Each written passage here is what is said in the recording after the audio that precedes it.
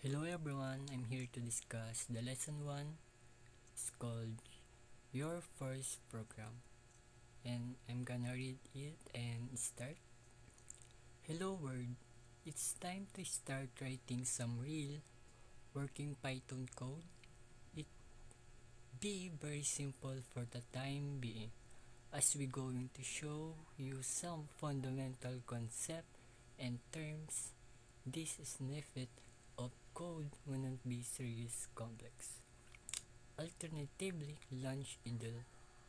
Create a new Python source file. Fill it with this code, name the file, and save it. Now run it. If everything goes okay, you see the rim line in the idle console window. The code you have run should look familiar. You saw something very similar when we led you through the settings up of the idle environment. So, this snippet of code demonstrates the quintessential Hello World program in Python. It uses the print function, which is built-in function in Python, to display text on the screen. Here a breakdown of its components.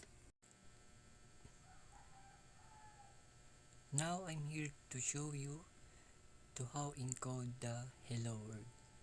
First we use is print.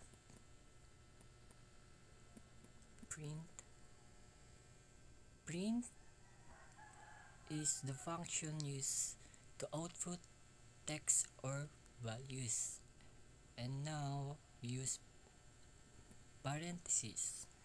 Parentheses are used to encapsulate the content to be printed. They help mark the beginning and end of the function call. And now we use quotation mark. Quotation mark the text to be displayed in close. We can double quotation mark whatever inside the quotes will be printed exactly as written. So we write the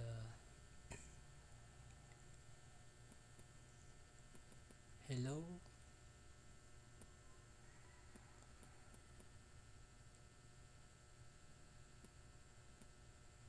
world. Yeah. And now we use run the program. And this is the finished program. And it instructs the Python interpreter to display